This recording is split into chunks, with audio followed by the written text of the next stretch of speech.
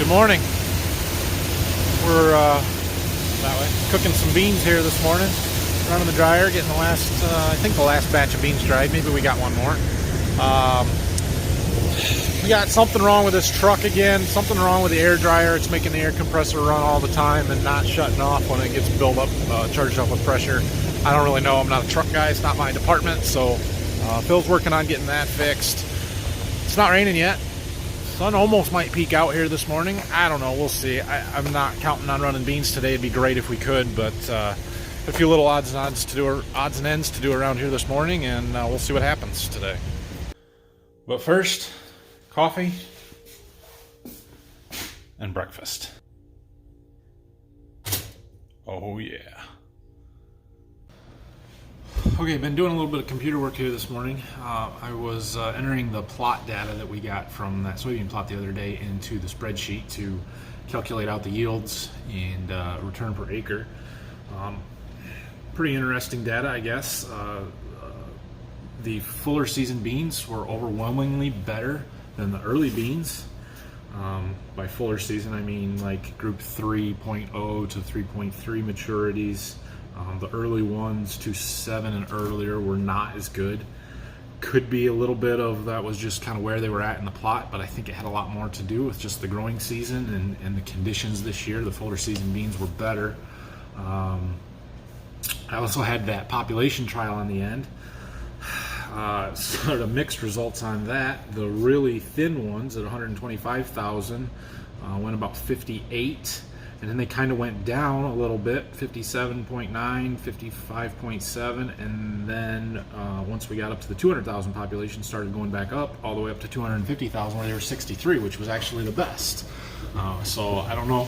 I guess that tells me that later is better to plant thicker. I'd have to do some math on seed cost to see if that was actually economically better. But when you're talking about somewhere between 5 to 7, 8 bushel difference, that probably paid for itself to plant them thicker. So I will send these off to my agronomist and my sales rep. They will get them inputted into the computer system so that I can have a nice pretty form to post on my website hopefully within a few days, and the rest of those results will be up there. If there's something specific you want to know, feel free to leave a comment or find me on Facebook and Twitter, and I will answer there. So I brought my drone back up to the field where we were doing our tiling. I'm going to try this again. Hopefully we can get some good pictures of it. They are officially done now, so these will be good pictures to have for reference in the future if we ever need to find one of these tile lines. So let's see.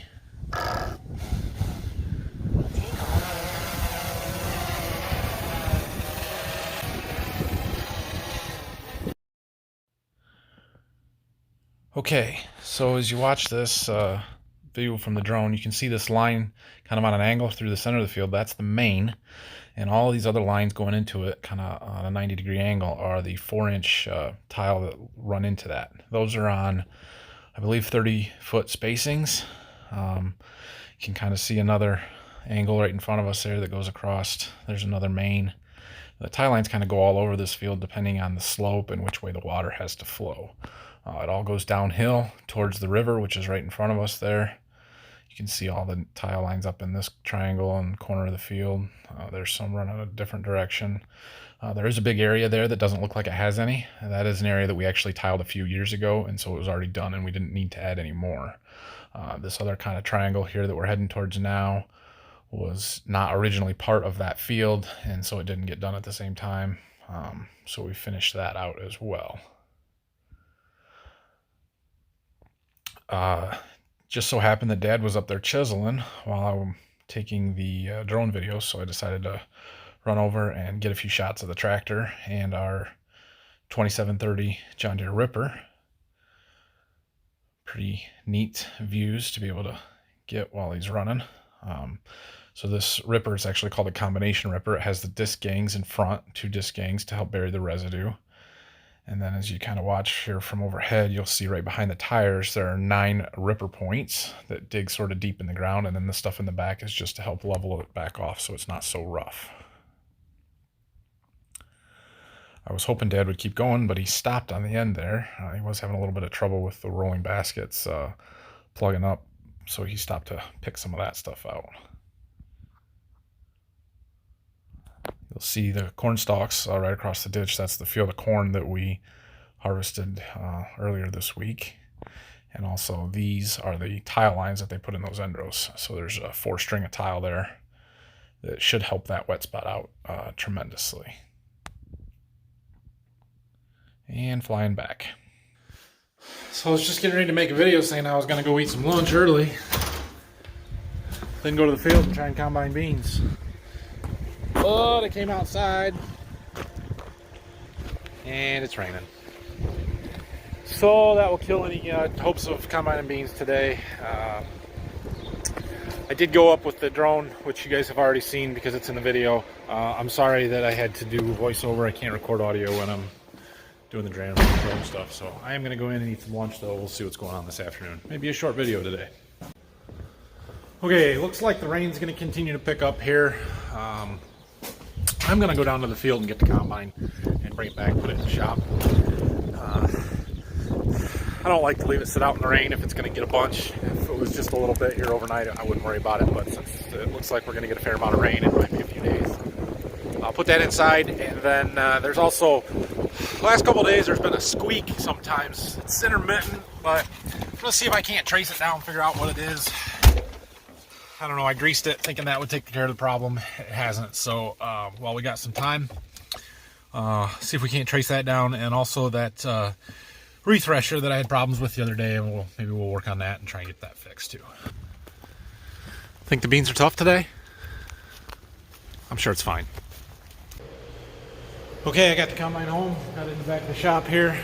Phil's got the semi in the front here, so the combine won't fit, which is why I put it back there. When we get this truck done, I'll bring it in here. It's only, what time is it? About 1:30, 2 o'clock? Yeah, somewhere in there. But I'm going to call it for today. Not a whole lot else going on with the rain. It's going to be a few days probably before we get back in the fields, and the forecast for next week looks terrible, so we may not be combining at least beans for quite a while. Oh, I do have one more thing to talk about. Hold on. So in yesterday's video, I talked about how much cleaner the soybeans cut where we had done tillage last fall versus no-tilled into corn stalks. Somebody asked me if I had noticed much of a yield difference on that or not, so I wanted to address it in this video. This is a yield map from one of the fields that I did that was half no-tilled corn stalks and half chisel plowed last fall, worked on with field cultivator in the spring, so it was really smooth. What you'll see here is a pretty defined line right across the middle of this field where the yield all of a sudden jumped up and got better. That is the line. This side down here was no-tilled. This stuff up here was worked, chisel plowed, and fit down. So you'll see this line right across the center where that break was. Clearly the yield got better where we fit the ground last fall. I'd have to do some more analysis to figure out exactly how much. You'll notice another break kind of up here after a few rounds where it got worse again all of a sudden. That was actually a variety change. So what we learned is that this variety on the south half of this field, where we worked it, was far better than where it was no-tilled, and it was better than the variety that was planted up here.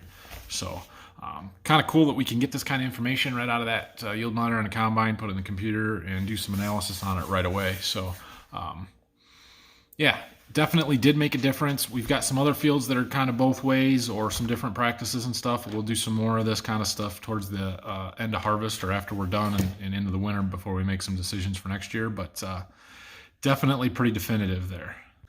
So that is going to be the end of today's video. Hope you're enjoying these. Like I've said before, you can find me on Facebook and Twitter. Leave some comments, hit the subscribe button and like. And I'm going to go in and finish watching the Buckeyes game. So have a good day. Tomorrow there may not be a video coming out just because tomorrow's Sunday. And if it's raining and we're not able to do anything, I'm taking the day off. So we'll see you whenever we get back to it.